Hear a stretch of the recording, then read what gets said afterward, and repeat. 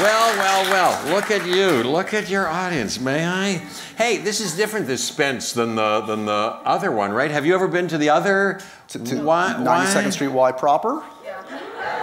Yeah, it was different, wasn't it? It was kind of a bigger space? A bit of a bigger space. Look, we're intimate. We want to get up close and personal with you today, Jeff. We must. We're going to go around the room. Over each person here, we're going to get to know tonight. I hope so. I hope so. Are they going to ask questions, may I ask? Yes, we're going to take some of your questions towards the end of the evening. So. That's kind of my favorite part, although I want to... Wow. No, this is nothing against you. No. Hey, and look at this arrangement. Yeah, I put that together for you. Do you like it? What have you done? Yeah. I love. You ever see, that you go on these things like, some of those daytime talk shows, and they have plastic or silk flowers. Nope. Real. I'm highly opposed to it. The real stuff. What is this? Wait a minute. This is called the... hey, that smells good. That's aromatic. Yeah, this is going to go well for the podcast listeners, those listening to you smell a flower. Well, what kind? Well, let's say to the... Can anybody identify that flower? Well, that's obviously a peony. What'd you call me? Excuse me? Oh, yeah, so a peony, of course, and this, of course, is the noble lily. Am I correct? Just go with it. It's what? Do you work? Are you a florist, ma'am? What's happening? What kind of lily is this? A calla lily. Like the calla lilies are in bloom. Of course, that was the impersonation done by everybody when they did. No. You don't know? I don't know. You would certainly know. Katharine Hepburn, Hepburn. The calla lilies are in bloom, they do that. Well, a lovely, and of course the thistle. I believe no arrangement is complete without the thistle. I'm just going to leave and let you... I don't know why I bothered to write notes for this. I should know better by now, Jeff. Well, this is going to be a 3 hour. This is a 3-hour podcast. This is a conversation. benefit. Okay, questions. Let's get to questions. I have no questions for you, except, no, I do. I have some things I want to cover with you. In case you didn't know, you're in New York City. You might not know that because you've been traveling the world. This is New York. I'm well aware that I'm in New York City. I love New York City. So, yes. I do. And we took a poll. New York City loves you, Jeff. Really? Well, and these are New York. You have civic pride, I see, and you have... Of course. Really? I do love New York City. Hey, just to bookmark that for a second, have you ever seen, all you New York lovers, have you ever seen Rick Burns, R.I.C., Ken Burns' brother, documentary called New York, a documentary series? Excellent. I love that. I've seen that a couple of times all the way through. Even the score gets me. Da da da da, bum bum gang gong, bum gong gang gong gong gong. It kind of quotes musically the Gershwin thing, but it kills me. I'm in tears during that whole thing. I love that. I'm just going to keep going. Approximately 49 years ago, by my count. 49? I think 49. You made your film debut shooting a film right here in New York City, just across the park. You were Freak number 1. Freak number 1, yes. In Death Wish. A little picture called Death Wish. It was the first of that series. Do you know who directed it? Oh, I do know. Michael Winner? Michael Winner, exactly right. British director. I have to really be on my A game with Jeff. He really keeps you on your toes, well, guys. I like to play trivia games. And that was 1973-ish, I think. It was the first movie I ever auditioned for after coming out of the neighborhood playhouse, and it was hot to act and try my stuff out. And they sent us up to the Gulf and Western building in Columbus Circle, and 3 at a time we went in and did nasty-looking things, You were the nasty-looking things. Who was the nasty-looking things? Yes. If you haven't seen it, if you're going to be a freak, number 1 freak or 2, number 1 and 2 and 3, we all go. We meet Hope Lang, Charles Bronson's wife and daughter, Kathy Tolan was her name, in the Gristedes supermarket, and put a bead on it, and then follow them home to their Upper East Side apartment, and then say, groceries, ma'am, and get into the apartment, do very bad things to them, which causes Bronson to go off on that spree. Never finds us, but he goes off and starts looking for bad guys all over. He doesn't like crime in New York. And that was in the 70s during the Manhattan, as you know, Gerald Ford drop dead New York period, and it was, it was a different town. Was New York always the goal? Was New York your first stop when you left home, or was LA a pit stop? Like, give me the sequence of events of New York versus LA. That was the sequence of events, and I'll tell you, but it was not strategic. It was not a goal. I had, I came from Pittsburgh, West Homestead, and when I was 17, I tried out for Carnegie Mellon University, where I'd gone to a couple of summer sessions between 9th and 10th and 10th and 11th grades, fallen in love with life and that campus and acting, was obsessed with doing it, tried out for that school. They turned me down. I was bad in the audition. I did a couple of bad things, and then I scrambled around and came to New York and found myself at the neighborhood playhouse with still Sanford Meisner. It was the best thing to have happened.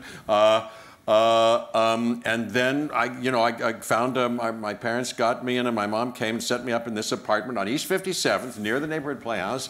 Went to that school, et cetera, et cetera. During that summer between the first and second years, I fell into the Delacorte Theater production of Two Gentlemen of Verona with Raul Julia. Galt McDermott had done the music, who had done Hair, of course, and John Guare adapted the Shakespeare for the play. It was the biggest hit that the Shakespeare Festival had ever had. Joe Papp was still around in those days, and it was very good. And then I started the second year of the Playhouse, and then went to Broadway with it at the St. James Theater.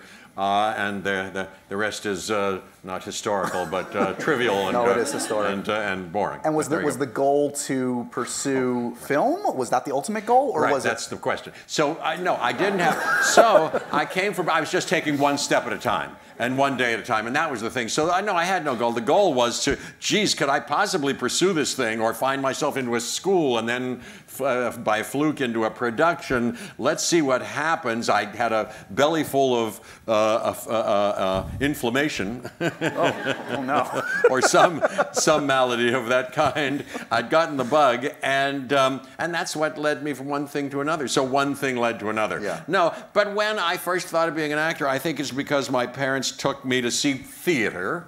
That's true, and I was like, oh, and I was very jazzed up about it. And what are they doing, and who are those people? And I got to do something like that. I was kind of stage struck, but at the same time, I was watching some movies, which we'll go into, maybe. I have He's a come list. with preparation. I have a list of all the movies that I saw when I was a kid in a movie theater.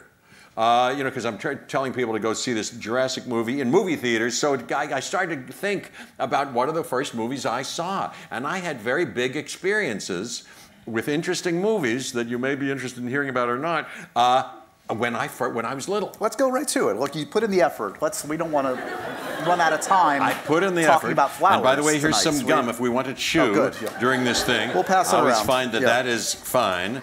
I stole it from Jimmy Fallon. Wow. This was in the, not from him personally, but it was in the green room. I think they mean you to help yourself. Take anything that's not nailed down. To a pack basically. of gum. Yeah. Come on. Yeah. Okay. You can take the flowers with you tonight. But I do. Like. Thank you. Yeah. But I do love gum. I'm a serial chewer. If given half a chance, I'll go one, put it away, next one, till the whole pack is gone. This is like a serial killer's handwriting right here. I'm seeing the handwritten notes. This is to our other topic that you encouraged me to also include in that, and I'll tell you what I did in order to make these notes, but I didn't try to rewrite them prettily, or I just kind of put them where they... Okay, so these are films you saw yes. growing up that made an impact. Yes. I have two different categories. One is the ones that I saw at the Leona Theater with my sister Pam. Yes. And that was very young, although the other ones are some young too, but that was very young, but those are the ones we went by ourselves. They put us off, 25 cents or whatever it was to see a double bill or a single bill every couple of weeks at the Leona. Beautiful theater with 3 balconies, a candy box of a theater, and we would see the first run of, now let's go through some of these. Well, this made a big impression on me. Absent-Minded Professor. Would you know what that is? Of course, Fred McMurray. Fred McMurray, Flubber, that flying car, Model T. I thought that was great. And then, of course, Fred McMurray, which I think is on this list, too, in The Apartment, playing Jeff Sheldrake. Ooh, I love that movie. So The Blob. How about The Blob with Steve? I just watched that recently again. Steve McQueen's first movie. Film. And he went to the neighborhood playhouse, too. I think he studied with Sandy Meisner. He was already... Are all of your films on the list Goo related? Do they have Flubber or Blobish? No, you may assume that after 2. But listen to this. Here's a list of Who stars in these? The Bellboy, Cinderfella, Disorderly Orderly, Visit to a Small Planet, Geisha Boy, Delicate Delinquent, Rockabye Baby, and Nutty Professor. Of course, it's Jerry Lewis. And I was, you know, can I be indiscreet and tell you that I was cast as his son in Max Rose, his last movie, before Kevin Pollak, before I bowed out to do something else, and Kevin Pollak the wonderful Kevin Pollak took over for that part, but not before I had gone to Las Vegas to bond with Jerry.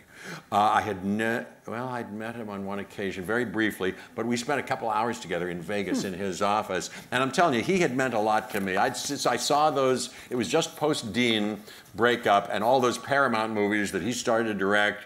I thought he was kind of great. And so hanging out with him, of course, at that stage, a different Jerry, an older Jerry. And what about the famous film that he directed that's never been released? Do you know about that one? The Day the Clown Cried. Of course I do.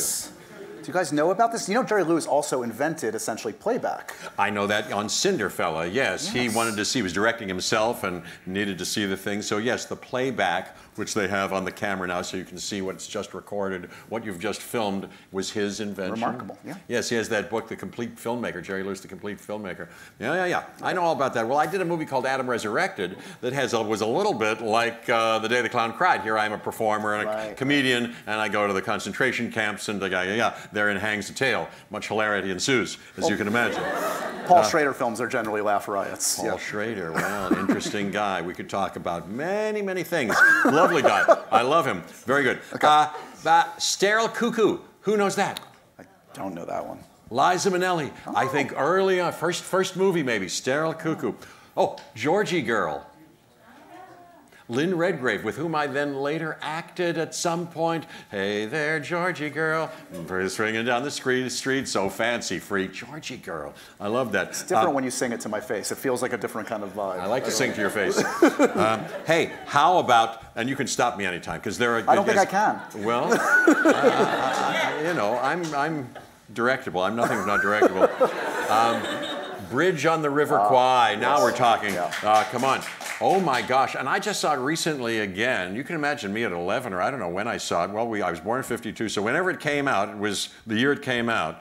That's a, you know, anti-war movie of sophistication, of course, David Lean, you know, wow. I just saw it recently and went, wow, Bill Holden is a kind of great guy, but I think the theme is anybody who gets involved in the madness of war loses their humanity. Right. He becomes it's kind of fabulous. Ooh, Bridge on the River Kwai. How about this? The Man Who Shot Liberty Valance.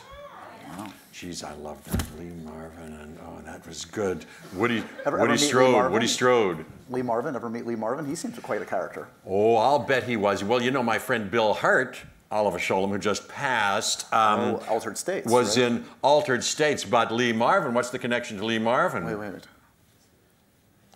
Gorky Park. Gorky Park. And so I knew it. Bill had some stories about Lee Marvin after that a little bit, as I remember. But Lee Marvin, no, I never met him. But Point Break I sure like. I like Cat Ballou. Oh, I didn't put this on the list. Our family saw, I'm doing this now. I'm going, oh, that reminds me of another. I didn't put on the list. Cat Ballou. We saw in a theater. Do you know that movie? Jane Fonda. Jane Fonda, and he won an Oscar for Best Supporting Actor, Lee Marvin. He had that thing. He was a gunslinger, half a fabulous gunslinger. Roles. Yes, and half a drunken guy on a horse. But Stubby Kaye and Nat King Cole would come in between scenes and sing, you know, Cat Ballou, the Ballad of Cat Ballou. Is this annoying that we're just talking about movies? Is this good? Okay, I just want to make sure that it's like, okay. Yeah, I feel like I'm just like nerding out with Jeff. Because you know what else we need to get to. I don't, and I have no particular agenda. See Jurassic World, okay? No, we did. Jurassic World, that's our message. Okay. So there we go. But besides that, anything that you want to know about, or anything you want to know about Jurassic World, I'll tell you about that too. I'd be happy to. But The Man Who Shot Liberty. Oh, I said that. See it twice. Hush, Hush, Sweet Charlotte. Well, you know, it was the subject of the making of was the subject of that recent, what's his name, who did the nice series depicting the two ladies, Joan Crawford and Betty Davis, played by... in the recent series? Susan Sarandon and... Susan Sarandon and... Thank you, Jessica Lange. And Jessica Lange. I thought they were cool. And who's that that director who does those? Yeah, Ryan Murphy. Of course, I did Glee. I did a couple episodes of Glee. Wasn't that also Ryan Murphy? Yes, that was Ryan Murphy. Yes, so I ran into him. No one will know this. This was an early animated movie that we saw. I remember the day, the day my sister and I saw it, called Gay Purree, P-U-R-R-E-E. No, and it was done in the style of a kind of French Impressionism, a little bit, and it was musical, and Robert Goulet was in it, as I remember. It was about cats. It was kitty cats. Hey, how about this? Yeah. No, go ahead. Yeah, unless you have any questions, Bob Goulet. Yeah. We're gonna do a companion podcast parsing out what all of this means afterwards. Hey, what was that show that Robert Smigel, who I love doing, especially in the Unsolved Comic Dog, Triumph, did, where the pets, what was the name of that show? TV, not Funhouse, but it was a series where real dogs and animals and chickens would co-act with co-star with puppets, and people like Robert Goulet on one episode would come into it. It's kind of hilarious. We took mushrooms backstage right before this, so that's going to explain a lot. Everybody's taking those mushrooms these days. Have you ever taken? I've never taken a real illicit drug, Jeff. Are you surprised to hear that? I know. No. What would you recommend? Do you think in my? I'm not a guide, a shaman guide. What do you have on you right now? I don't have anything, and I'm straight as an arrow these last few decades. But when I was here during that same period in the year 1971, so I was the year I was in Two Gents, I experimented with 3 times with a little group of friends. Mescaline. So we took mescaline a few times, and then we took acid. Then we took acid in Brooklyn Heights once. Wow.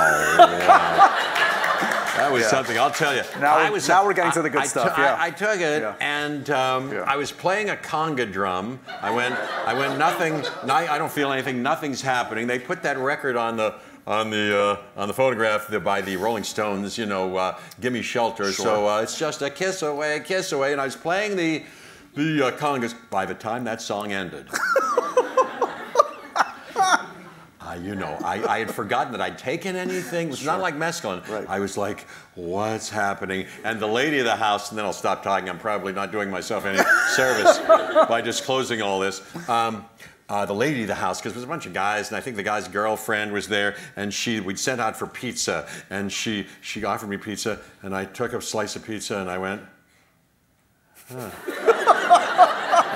I watched it drop on the shag carpet, and she was like, oh, and I saw her dismay, and I was like, oh no, and I tried to offer her money, and she said, no, Jeff, that's okay. Anyway, but it turned out to be a kind of as people have, a kind of a, not bad thing, but kind of, a kind of a cosmic portal into something. But kids don't do it. Just don't do it. So although all the kids are now microdosing, and with the kind of blessing of many new, types, saying, this is a therapy or a portal into something, and Anyway, I know nothing about it. I haven't done it, nor do I these days. My sister, even when I go. I'm wild, and I kind of don't. As you can see, I'm plenty freewheeling. You don't need anything. Yeah, you're good. I'm open. Yeah. I'm okay. I feel like this entire event could be part of the mescaline-inspired trip from 40 years ago that you had. It may be. Yeah. I may open my eyes and go, wow. Did I dream that 30 years, that 40 years? Maybe. In any case, okay, I'll continue before I discredit myself more. It's too late. See Jurassic World, by the way, guys. Yes, Dominion. yes. Yeah. Let's see. Dr. No, From Russia with Love and Goldfinger. Happened right at the time that I needed to see it. I was crazy about Sean Connery and those movies. You could have been a good Bond villain. What have they ever come calling? I thought you were going to say James Bond. Well, they've never cast an American as Bond, have they? No, there's never been an American. The first, listen to this, as I go through, the first Jimmy Bond that was depicted in a kind of a TV, live drama, Barry Oh, I just forgot who it was. Who?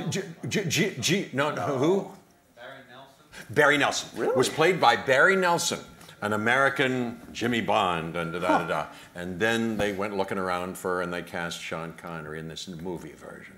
That's how the story goes. That's right, thank you, Barry Nelson. Yes. And then I saw Our Man Flint, the first, kind of, James and Coburn. in Like Flint, and Lee J. Cobb, Death of a Salesman, fantastic. You can go and see, him do his performance with George Segal playing Biff Loman. And you know who plays Bernard in that is Gene Wilder. It's something to see. I like that a lot. We were quoting Young Frankenstein backstage. That's a favorite. That's a perfect movie. Yes. And all things Gene Wilder. Fantastic. Well, the producers, we were talking about the producers too, with Zero Mostel. That's right. Love that movie. And Mel Brooks produced The Fly. You did? Brooks Films produced David Cronenberg's The Fly. And I met him on a couple of occasions. Stop me whenever you want. Pink Panther, the first time it was ever seen, oh my gosh, with Clouseau and that Henry Mancini score. Loved that. Psycho. My friend Bobby D and I went to Leona and saw Psycho when it came out. I just saw a documentary about the shower scene and ran into Jamie Lee Curtis, who was on the cycle, talking about Halloween as I was talking at CinemaCon about this, and we got to talk. We had a nice talk about many things, including Tony Curtis and Janet Leigh. Hey, how about Hard Day's Night, Richard Lester?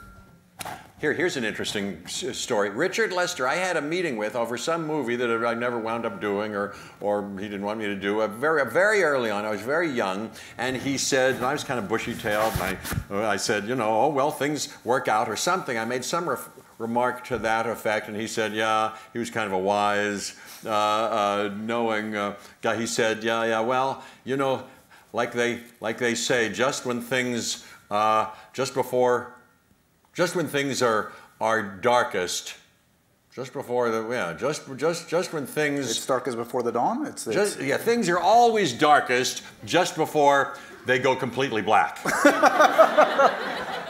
Now, when you see Jurassic World Dominion, if you choose to,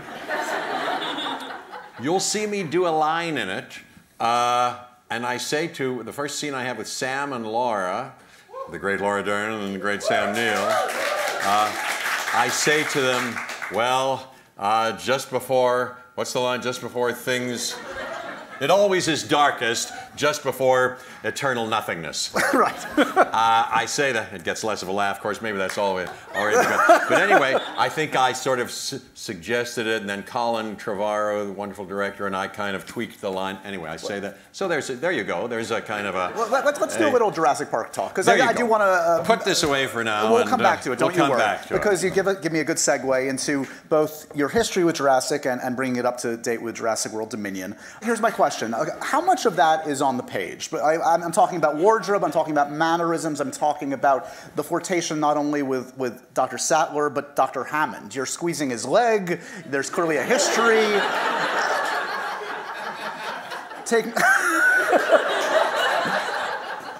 I'll tell you everything. Let me see. So, first of all, Steven Spielberg, hats off to a giant and a genius of cinema. Because that's all beautifully chosen and done and directed and everything like that. The great Richard Attenborough, of course, who we saw in The Great Escape, and how about Seance on a Wet Afternoon? I'm not familiar with that. I've never seen it all the way through, but I must see that. It was a young Richard Attenborough, and he plays with Kim Stanley, one of the pillars of and highly esteemed early practitioners of the cinematic arts and a kind of method, exemplar. In any case, no, it was all on the page. Dialogue-wise, did it say Malcolm laughs? Maybe, but and then somebody suggested recently, hey, were you trying to laugh like a dinosaur? Growl a little bit? No, I don't remember that. So I laughed. I think the gum was my idea, maybe. You were talking about the chewing. Yeah, I'm still infatuated with gums of all kinds. I do believe that Richard Attenborough, I had discovered that he was, because the world falls into two categories of people. Some people with whom that doesn't do anything. Right. You, I already sense that it could. Okay. So I realized he was particularly sensitive. Makes it all the more fun. I enjoyed either going, I may do it, I don't know when I'll do it, but and I think to get him to jump, I thought that was an enlivening, interesting, addition as I played on that day, as the time it came to fruition. Let's see. Wardrobe-wise, did you have a lot of say in that, or was that did they tell you how many buttons to button on the shirts? Was there a... As I remember, here's what happens 30 years ago, but I think, I'm nothing if not conscientious, so I started to work on the innards of the character and also from the outside in, and so it interests me, even then, how I might outfit this character. Maybe if you go back to the book, maybe something was written or in the script that he's in black or something. I don't know, or he has a leather jacket. I'm not sure that that's the case. Maybe it describes something, but certainly not the full thing. And I went shopping. I went shopping and talked to the person at Universal, because Stephen, I'd met him when I got hired, but then he was gone, away, and I was in touch with a Universal costume person, but I went there and said, look what I've got. I think this might be it. Look at this jacket I bought, and look at these pants that I got, and look at these shoes that I got, and look at this little thing that I'm wearing, this turquoise thing, and look, I got a turquoise ring, and I think I did the whole thing, and then I got a watch that I showed them, and I think it all went. And here's the shirt. I think I purchased, without any disrespect to the wonderful costumier, whom I'm sure we could find on the credits, and a person of, I'm sure, great no, I think without trying to take credit or anything away from anybody, I do believe I supplied that. And then I think he took Polaroids, or whatever we did in those days, and sent them to Mr. Spielberg, and we got a thumbs up. And then I went on the set on the day when we met him there in Hawaii, and I think he went, yeah, that's right, or something like that. Amazing. But on this one again, Joanna Johnston was fantastic, but I once again was a little proactive with her blessing and collaboration, and for instance got this watch, which I wear in the movie, which I had done. It's black, matte black. It's one of a kind. It's got the Jurassic logo there, which I thought Ian Malcolm could have had. But by that time that logo exists in that world, and my initials IM, Ian Malcolm, are on the face of that, and it's worn by scientists. It's the Milgauss. It's the Rolex Milgauss, who from what I understand, is used by scientists when they don't want to upset the electronics around them, and vice versa. So I will trade you this lovely vase of flowers for that watch tonight. Colin Trevorrow. He knows what he's doing. I enjoy that. I think he did a very nice job, and to see the three of us. Anyway, Sam, how about how handsome he was in the first and how handsome he is in this? You want to try a crazy fact? Sam Neill is older than Richard Attenborough was in the first film. That is crazy. And Laura Dern, how fantastic she is in the first one, and now this. That's it's an interesting thing to kind of play like that. It's like that Boyhood movie, right?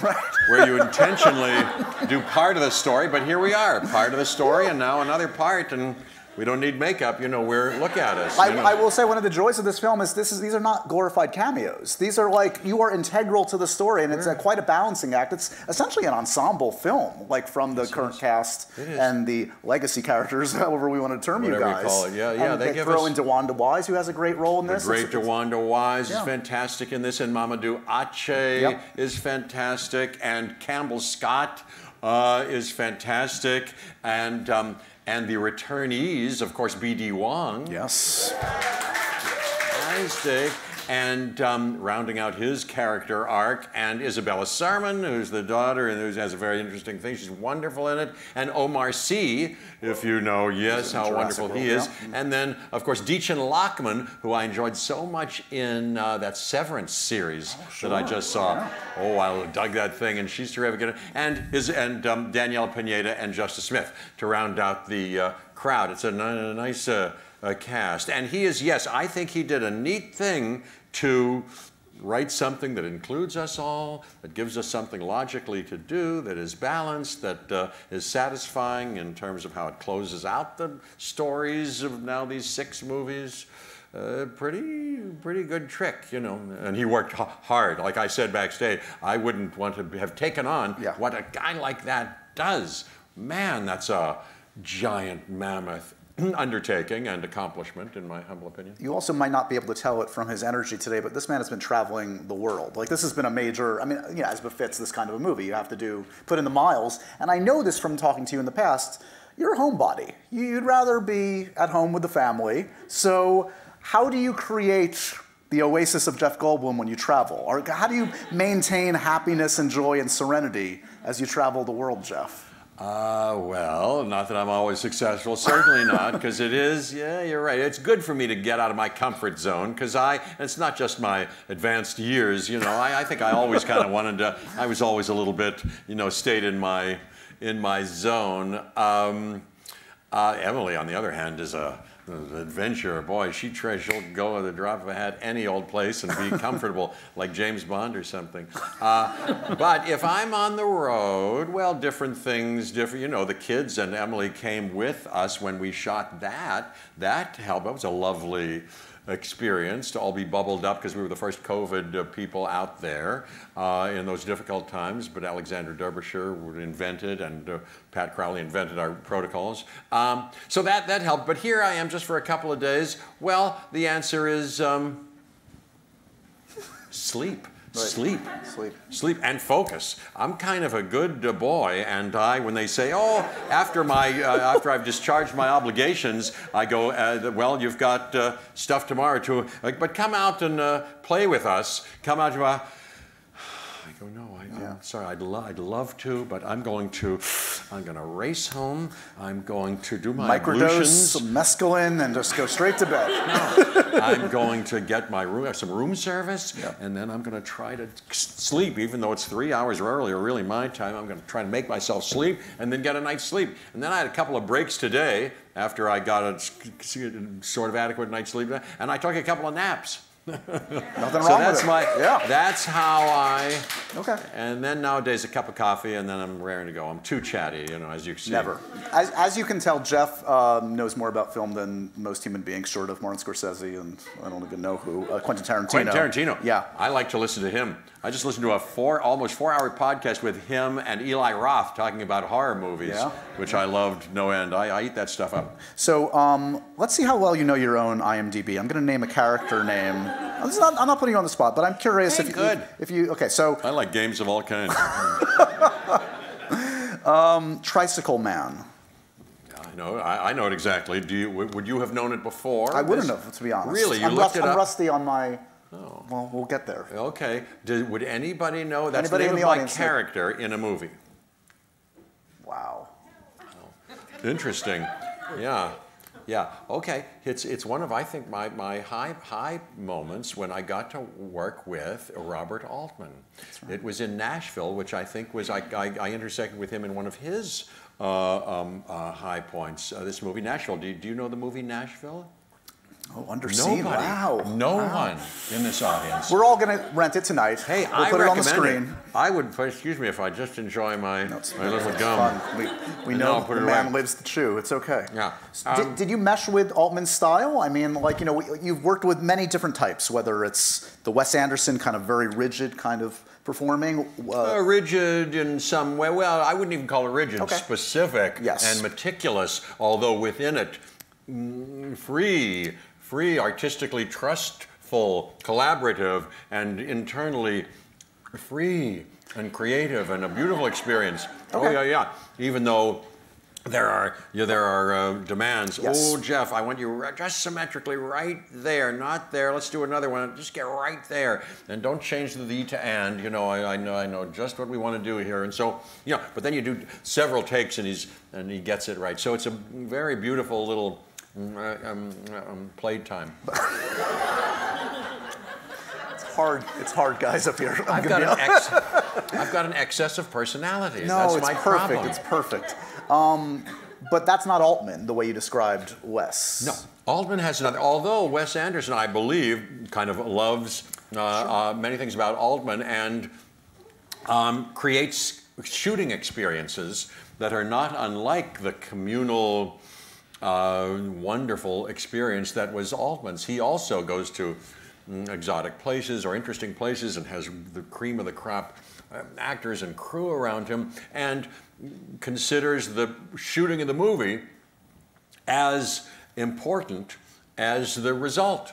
He goes, and that's why he invited everybody to dailies every night. Right. And it would be a kind of a party because, look, he says, this is our movie. Once we'll make it into something good, but this is our work. Let's enjoy our work because all of it's going to disappear someday, the final product and all of this. So this is what we're doing. We're kind of making up a reason to be together and to play together and, with something that gives us passion, And so Wes Anderson, I think, does something like that too. It's just a delicious experience. It's interesting the way you described that experience back on Altman, especially because you told me a couple of years ago that you kind of had a major change in philosophy of the way you approached acting. Me? Yeah, that you wanted to be a little bit more playful, a little bit less. I don't know. You tell me. Maybe you've gone back now. Was there a shift at some point? In terms of like a major shift in terms of... I'd say an evolution. I'm a humble student and I've constantly been trying to develop. Sandy Meisner said you have to work for 20 years continually before you can even call yourself an actor. And then if you get lucky enough to get chances, you keep improving, possibly, and you keep progressing. I took it to heart and so I'm trying to do that and I feel like maybe I am. So I'm developing, each thing is, I'm evolving and developing. Like when you see... I'm going to tell you, I was going to say, when you see the early work, do you kind of groan? Do you say like... Oftentimes. Yeah. I could do better. I could do better in a lot of different ways. I'll tell you, I just did a few years ago, a DVD special interview about Into the Night. And for it, I was conscientious and looked at it again and went, oh boy, specifically, but and then told them in the interview, I said, here's how I think I could improve it if I did it now. Although everything is, has to be accepted for what you can do when you can do it. That's part of how you grow, the growth process. So, first of all, Altman, yes, was different, but he played with different things. He did plays, he was always experimenting. He was prolific, of course, as you know. And during Nashville, he had the script as a blueprint, and it was a lot of improvisation was going on. And kind of, he was somebody not like Hitchcock or somebody, a painter. He was painterly who would kind of work the whole thing out and then render it. He was like, let's see the canvas, here are the things, let's start putting paint on and see what happens, and you're the actors, let me see what I'm going to photograph, you tell me, very like that, but really, really artful and just great and educational, and I loved it. It kind of gave me an education early on about a lot of things. How I've developed is just maybe in a few different ways, but let's just talk about for a second the fact that I can hold my head up. I not only took some classes and exposed myself to Lee Strasberg, took a Stella Adler course, Harold Clurman I heard, and so I know about method, I know what you're after, and then I taught for a couple of decades. So from the inside out, I believe I know what they're after and how to make use of yourself in an authentic and personal way. And I think I miss, at least the way I early on for the first couple of decades probably, practiced acting was a little too overemphasizing of the preparation and getting into a state of some kind, and this is the one piece of the puzzle, which is emotional preparation. It occurred to me, I misunderstood, or maybe got it into my mind, that in order to be worthy of attention or to make the scene work, I had to get into some extraordinary condition of openness that wasn't readily available to me somehow, and emotionality that must be... And maybe I was experimenting with myself and needed to It's almost like you have to like pay a penance to practice. Like, yes, like you have to suffer for your art. I probably had to practice to learn how to become open, ways to open myself up to the incoming and the outgoing, and to. So anyway, I would do things that then I kind of dropped. I mean, I'll do anything now to case by case basis to solve a scene or a moment or an obligation, artistic, creatively. But generally, I trust myself more. This, I think, is kind of earned after you kind of just work at it. You trust yourself more. I'm a little freer, and I go, hey, you know, I have in me to solve whatever it is. If I don't, I don't. Right. And I'll work as hard as I can, but I think I can show up. I'm conscientious, and I do many different things in preparation, but I let myself a little more alone. And it occurs to me, if I were teaching, I'd say, you know, it's not rocket science, and it is pretending. So yes, you may get real mad, real sad, or real glad, possibly, but it's acting, and it's pretending. And so play. And that makes me feel free. Of course, everybody does it differently. You know, I can't quibble with Daniel Day-Lewis. You know, whatever he does or did is Jake with me. And everybody solves it differently. But I do see people who I think are, you know, I could say, you know, I think what you're aiming at is kind of a glamorous, cliched idea of how we work, and I don't know that it's paying off. Hey, death is cured. So, you know, that's what I'm not criticizing anybody, but just for myself, that's kind of what I've come to currently, open to new discoveries as we continue, if I ever get any chance again. I hope you're on West Coast time, because I'm just like a third of the way into this, man. Good, let's... New Jersey. You play New Jersey in... Come on, guys. Someone's a fan of this one. What's a great cult movie about '84? These guys know nothing about me. They think at this point I'm still John Turturro. Okay, it's JEFFGOLDBLUN. You can look me up. I've done some work as an actor. No. They're overwhelmed by your presence. I get it. No, they're sweet. Who needs to know this? No, New Jersey, also known as Sid Zweibel from the same movie, is in Buckaroo Banzai Across the Eighth Dimension.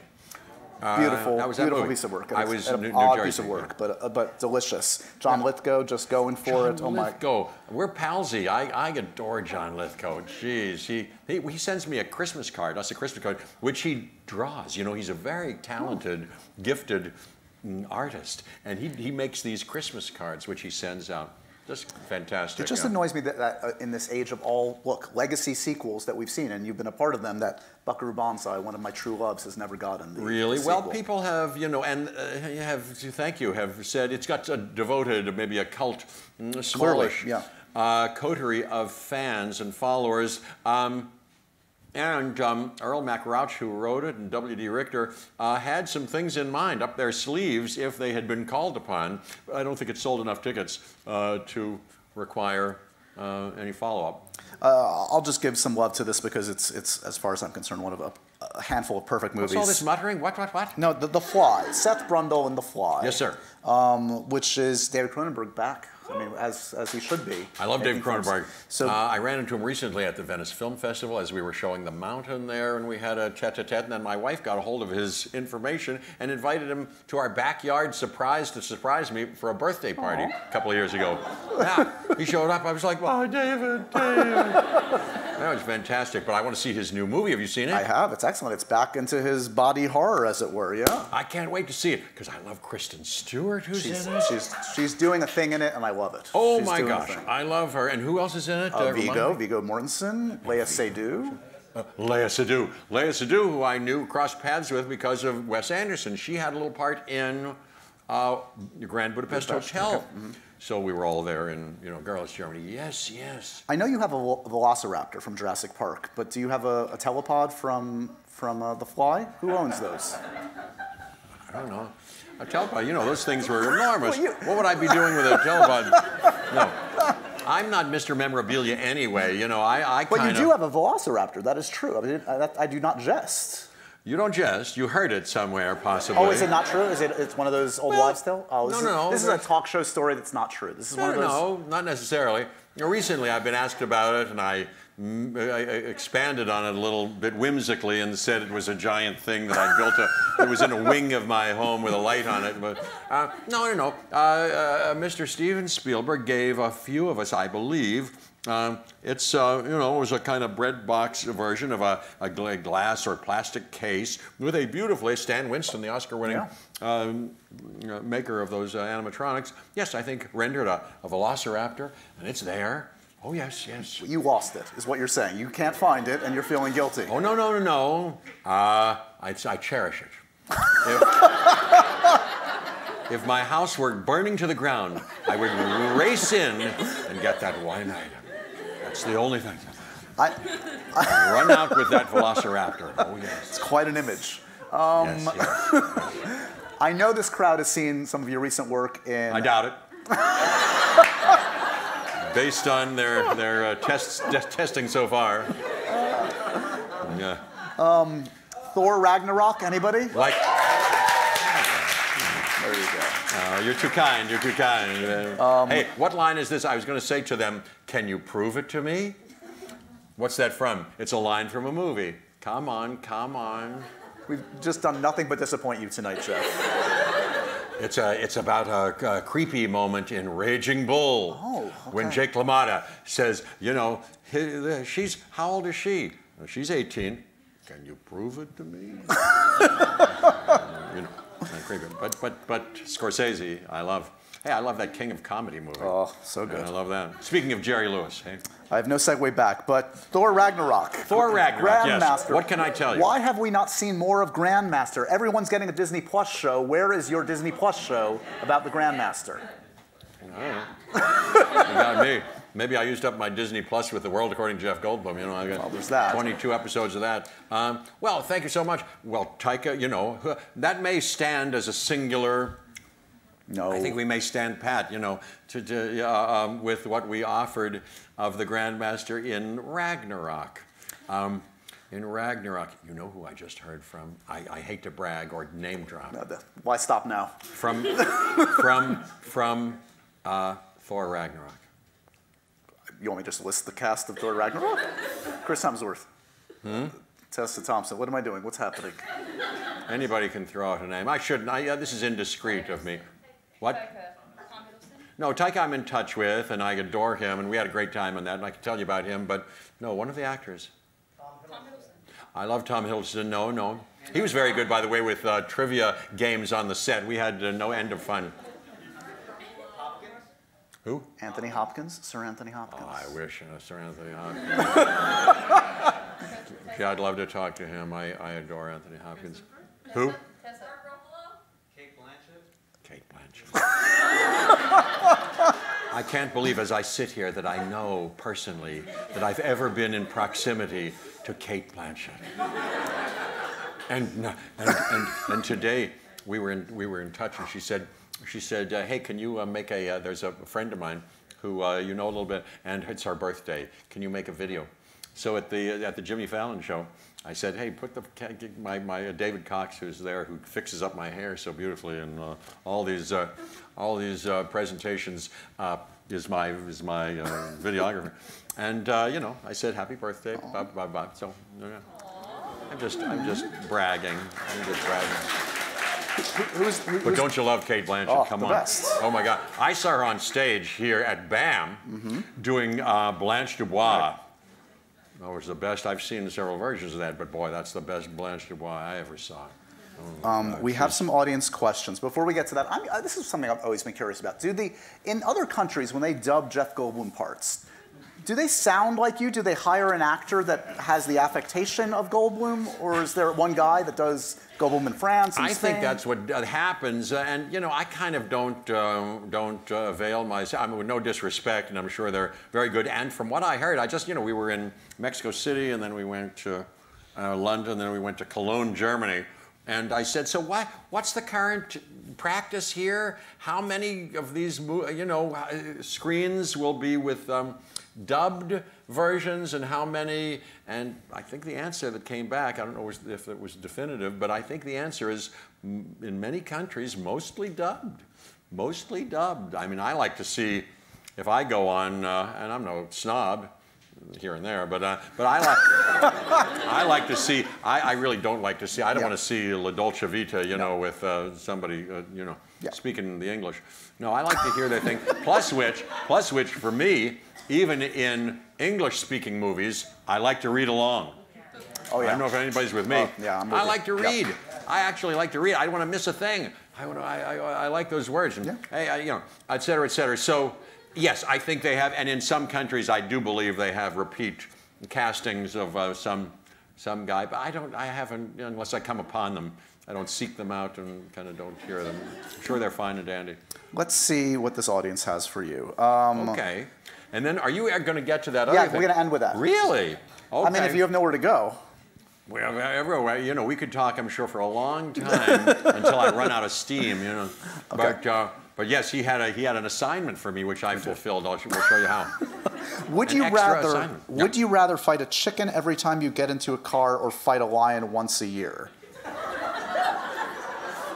We found the culprit. Question. We found the culprit. It's whimsical. It's whimsical and hilarious. Give it to me again. Yes. Would you rather fight a chicken every time you get into a car, or fight a lion once a year? That's ridiculous. Okay, let me see. Every time I get into a car, I have to fight a chicken. I certainly would. These are two, the lesser of two evils, I believe. This is the file. A heading. I certainly wouldn't want that. But I would forgo the automobile. I'd find another way, Come on, Jeff, walk or get on a bicycle. So I would avoid the chicken. So that's my answer to that. So that might be a good kind of lemons into lemonade, unless I was going to take a big trip, and then I don't know what I'd do. The lion business, oh, come on. No, we don't want that. If Jurassic Park teaches us anything, it's that human beings have even though we've seen it in circuses, and Clyde Beatty, I believe was a famous name, who went, look what we humans can do, and the lions will do our bidding. As we learned from Grizzly Man, directed by Werner Herzog. Or I believe Siegfried and Roy, finally. We must coexist peacefully. Oh. And if they're not meant to, if what they do is they eat us, sure, or kill us, stay away. Let them have their own space. So I would not pick that. So I'm picking the chicken, which I would avoid and walk and ride the bicycle. Wow. Okay. Well, it's thorough and well and thoughtful answer. This comes from, we've already made the acquaintance of Natalie, our peony expert in the audience. If you could play another character in the Jurassic Park or Jurassic World franchise, who would it be and why?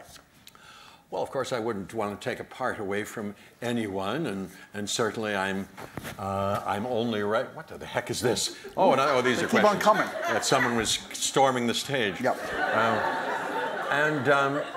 And I'm, of course, I'm only, I don't know, is acting becoming such that we should only rightfully play the parts that we're intended for. Sure. So I wouldn't want to take a part away from anybody else unless,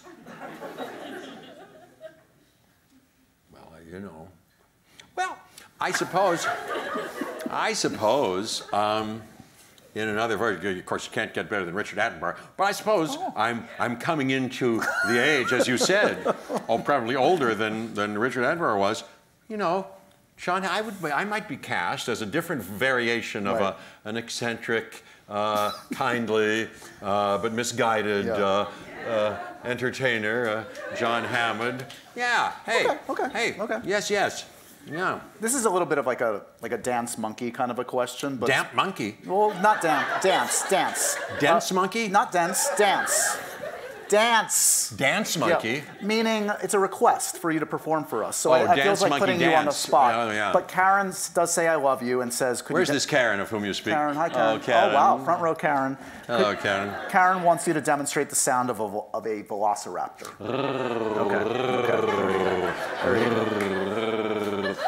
Is that what you wanted? You wanted me to do that part. That's an unusual thing. Can anybody else do that? Conan O'Brien kind of taught me that, and I think he got it from Bob Hope. You don't go, it's not, it's with the back of your throat, which you must relax, and go. Should we all try to do it together? We can.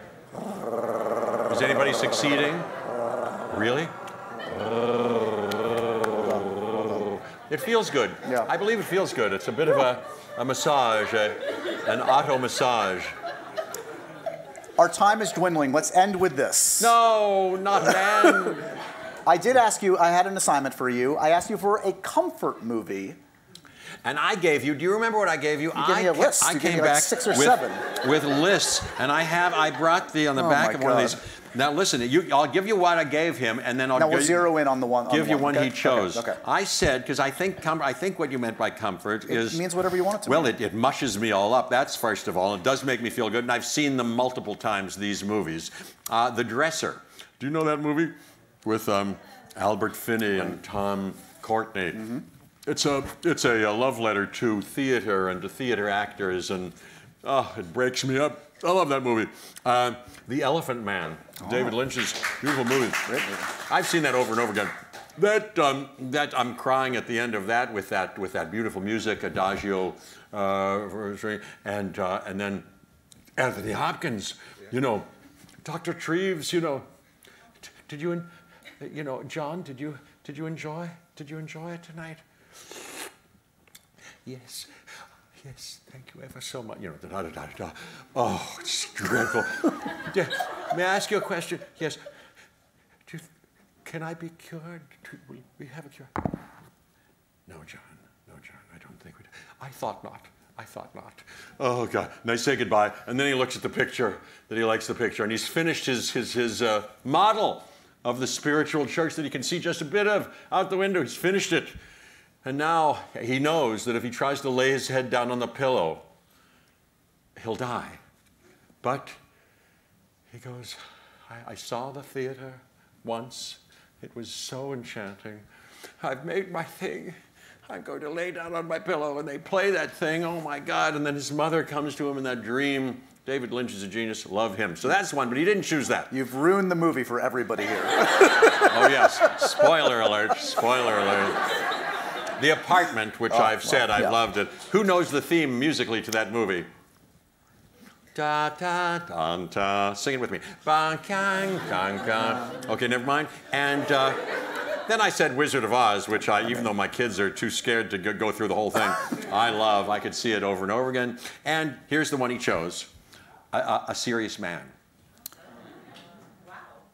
Wow. Chris Walken, I believe that was Chris Walken. Wow. So okay, anyway, that's the one we're going to talk about. Of course, is from the Coen brothers. Do you know that movie? Who knows that movie? There we go. Okay. Not too many. Many have to see, which is good. I envy your journey ahead of you. You're about to discover something wonderful. Yeah. It's part of a series. I mean, a Put Upon Men that has recurred throughout the Coen brothers' works, I would say. What attracts you to this one? This is maybe, some have said this is their most personal work in a way. It takes place in Minnesota. It's maybe their Jewiest of their work. Yes. What do you love about A Serious Man? I love it. I loved it when it first came out. And I just saw it again, during which I took notes. So I could answer that question thoroughly. Well, I love, that's kind of I think they're the set, and I've met them now, and they've, I hope, geez, I'd love to work with them. Yeah, why has that not happened? Have you ever come close to working with the Coens? They've said, here's what happened. I hate to pass this on if it's indiscreet, but at the last time I ran into both of them, they separately said, we can't. I said, from your mouth to heaven's ears, I'd love to do something with you. I adore this and that and this and that. So we haven't done anything, but, and are they going to work together again? I know, it doesn't sound like it. I know. The Macbeth and all this stuff. But, so it's not only them and their sensibility, but it's kind of we're similar ages. So I was bar mitzvahed, like that kid around those same years in a suburb of Pittsburgh. Yep. So the whole thing is a little bit, you know, deliciously familiar to me. Michael Stuhlbarg, I adore. He's brilliant. I did The Pillow Man with him, so we spent many days together. I remember the first reading, and I was not familiar with him or his work. We had a read-through. You know, different actors, you know, approach read-throughs differently. Sometimes acting, no, we're going to read the. He kind of came full, without being external, fully realized and entirely internally supported and rich. A characterization of a version, a performance of that thing that was stunning. He's great. So I love him. Do you know, I just learned this literally the other day. You know who was up for that role?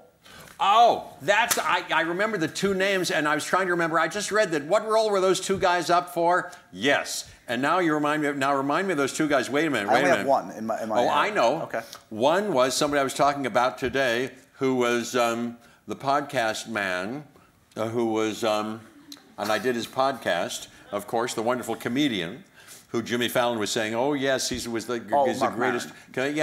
Mark Maron.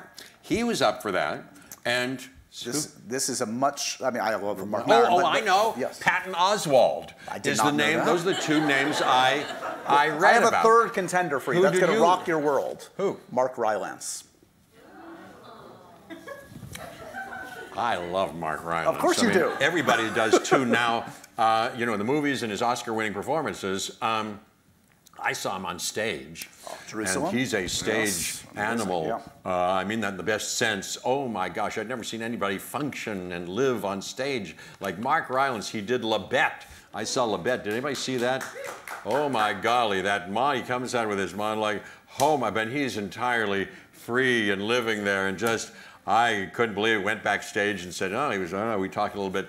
Wow, what a guy. Hey, he would have been great. Well, Michael Stuhlbarg, great.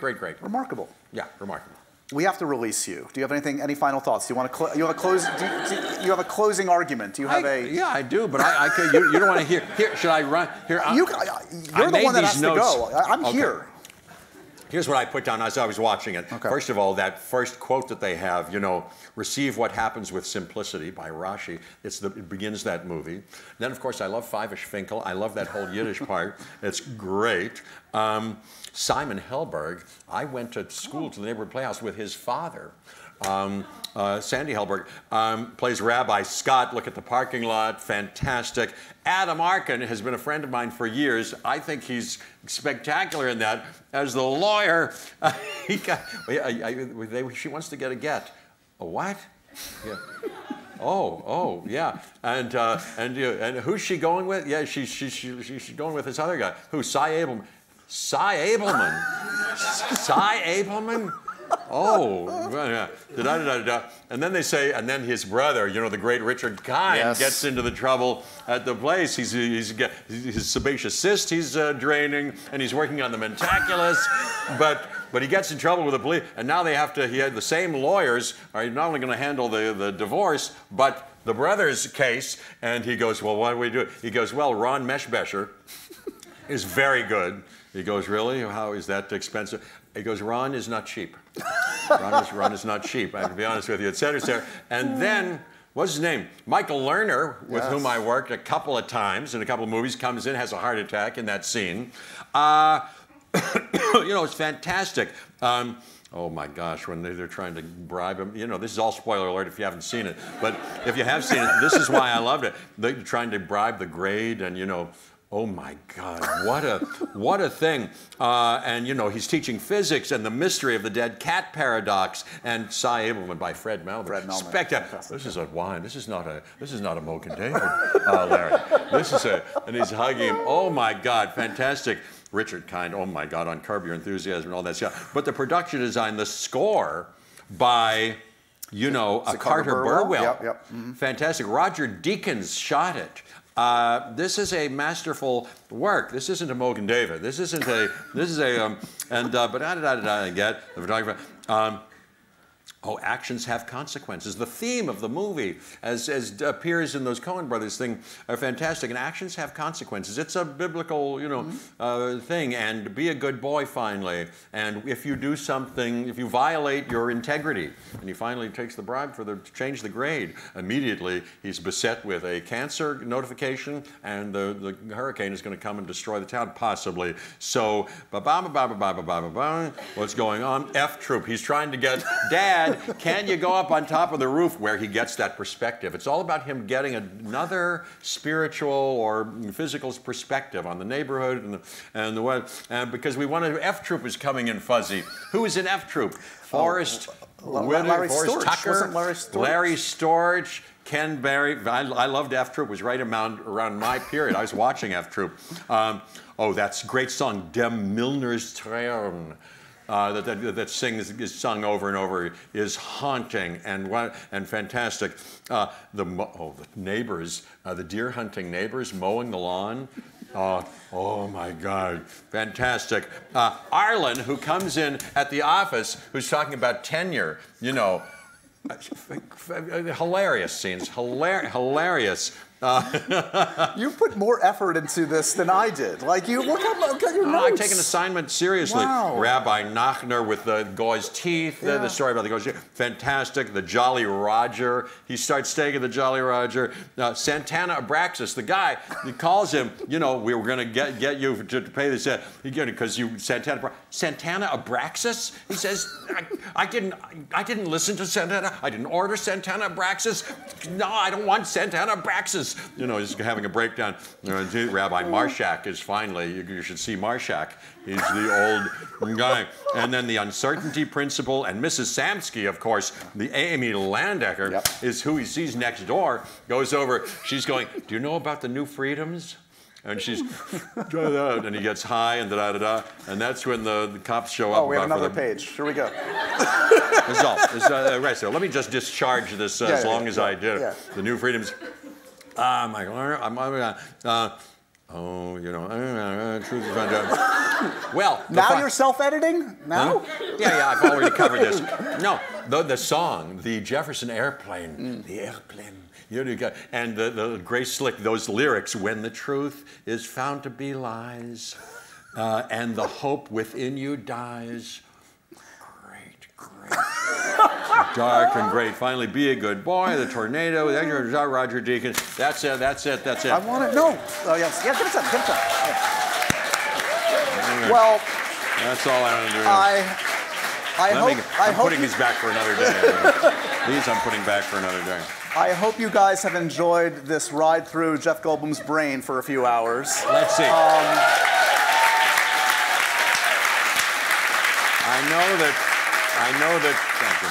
I know that you've overstimulated me with your open intelligence, and you've overstimulated. So I hope I haven't been too chatty or excessive. Impossible. Let's see, did I say anything that I shouldn't have? No, Of course you did. That's why it was so lovely. No, I think it was okay. As if you needed another reminder, Jurassic World Dominion. Check it out. Opens this Friday. There you go. And Jeff, you're my favorite human on the planet. You're the most interesting man on the planet. I love you, man. You, Horowitz. I love you, Horowitz. We'll do this again sometime. We must. Thank you again for your time tonight, guys. Jeff Goldblum, everybody.